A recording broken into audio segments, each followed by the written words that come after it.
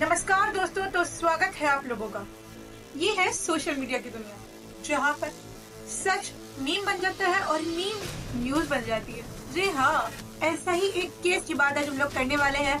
जैसा कि आप लोग जानते हैं, हर मानना है कि वो वीडियो रणवीर ने इस शो के बाद शूट किया है और सोशल मीडिया पर डाला है। जी नहीं, आपको आज इन सभी वीडियोस का और इस समय इस केस में क्या चल रहा है, आज हम इसी की बात करने वाले हैं।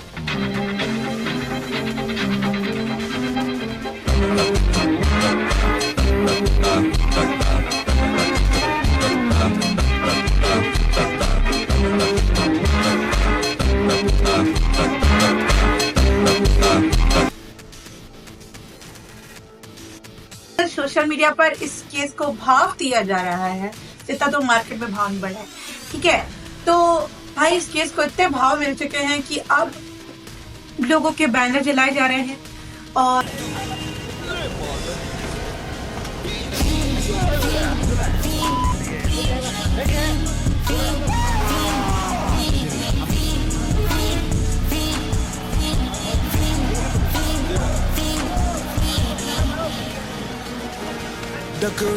तो आज हम लोग देखने वाले हैं कि आखिर बच्चों को क्या कहना है, जिनके नाम पर ये बात की जा रही है कि बच्चे, आज के युवा बर्बाद हो रहे हैं। उसकी वजह से उसने जो जोक क्रैक किया है वो उसकी इमेज के बिल्कुल डिफरेंट है, इसीलिए उसको इतना क्रिटिसिज्म मिल रहा है।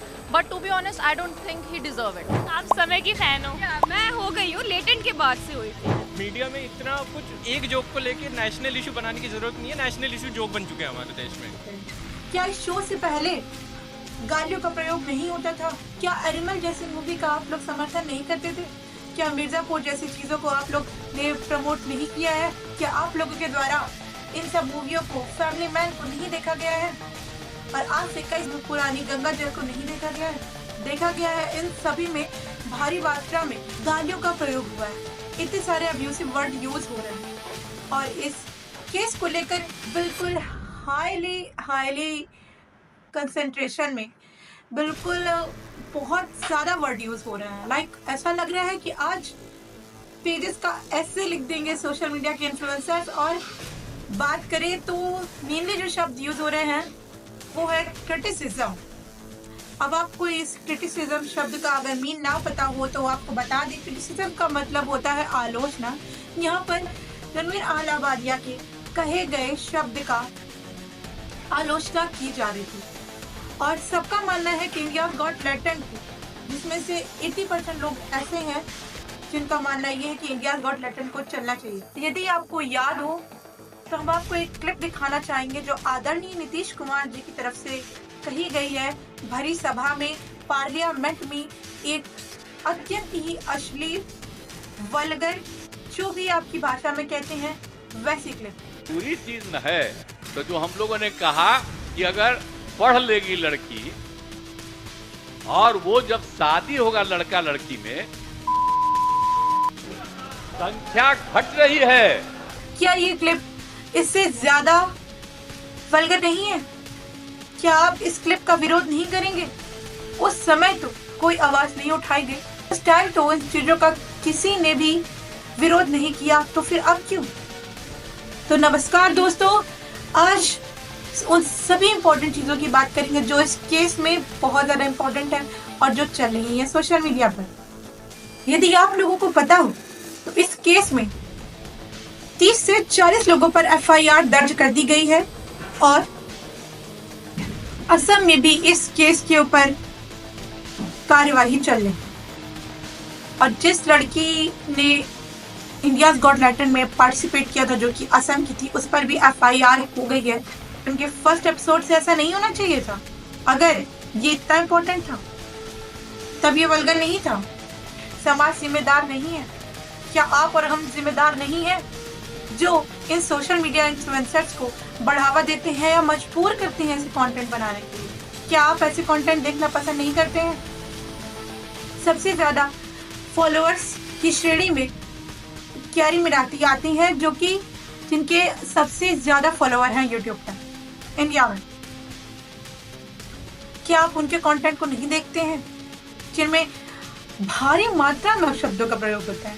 भारी मात्रा में शब्दों का प्रयोग होता है और वो आप लोगों के द्वारा पसंद किया जाता है, अत्यधिक रूप से पसंद किया जाता है, तब तो आप लोग उस चीज का समर्थन करते हैं। तो जैसा कि तुम लोग जानते हो, सोशल मीडिया जो है ना, उसकी फुल फॉर्म तो ये होनी चाहिए कि बिना सोचे समझे कुछ भी दिया करें। आखिर बहती गंगा में हाथ भी तो धुलना है। ये साधु संत भी इस केस में अब लग चुके हैं। सभी इन्फ्लुएंसर, सभी न्यूज रिपोर्टर अपनी टीआरपी बढ़ाने के लिए इसके ऊपर काम कर रहे हैं। आपको लगता है कि इस केस के ऊपर कुछ ज्यादा पॉलिटिक्स हो रही है क्या? इन लोगों ने इतना गंदा काम किया कि इन लोगों को फांसी देनी चाहिए, कुछ ज्यादा नहीं हो गया सोशल मीडिया पर? क्योंकि देवनाथ जी का साफ साफ कहना है कि इन दोनों को फांसी देनी चाहिए। लोगों के पास इतना फालतू टाइम है, इतना फालतू टाइम है कि वो अब इन लोग के बैनर जला रहे हैं, सड़क पर प्रदर्शन कर रहे हैं।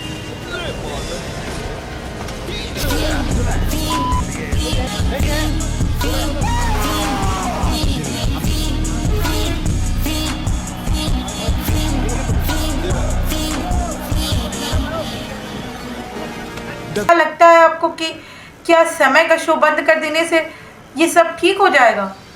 क्या लोग गाली नहीं देंगे? तो चलिए देखते हैं सोशल मीडिया पे और क्या चल रहा है।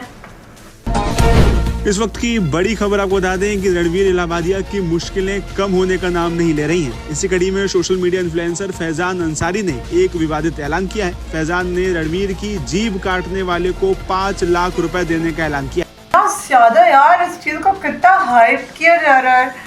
मतलब क्या ये इतना ज्यादा उसने बोल दिया, उसकी जीभ वेब काटने की बात चल रही है? भाई तुम। अपूर्वा मखीजा ने बताया कि शो में उन्हें समय रैना ने इनवाइट किया था, इसीलिए वो गए थे। फिर जब पुलिस ने उनसे पूछा कि क्या शो में एज अ गेस्ट जब वो गए थे तो उन्हें पैसा ऑफर हुआ था, तो उन्होंने कहा कि पैसा नहीं दिया जाता है। ये शो में कुछ गेस्ट होते हैं, ऑडियंस होती है और परफॉर्मर्स होते हैं जो ऑडियंस के सामने परफॉर्म करते हैं। जिसकी परफॉर्मेंस अच्छी होती है उसे पैसा दिया जाता है और ये पैसा आता है उन लोगों से जो ऑडियंस बनकर आते हैं। वही पैसा जिसकी तो आप लोग को शायद ये बात बहुत क्लियरली पता होगी कि जो शो होता है वो इसीलिए, देखो यार, इस शो से बहुत लोगों का करियर बना है। जितने मतलब छोटे कॉमेडियन वहाँ जाते हैं उनको कम से कम बोलने का मौका तो मिलता है।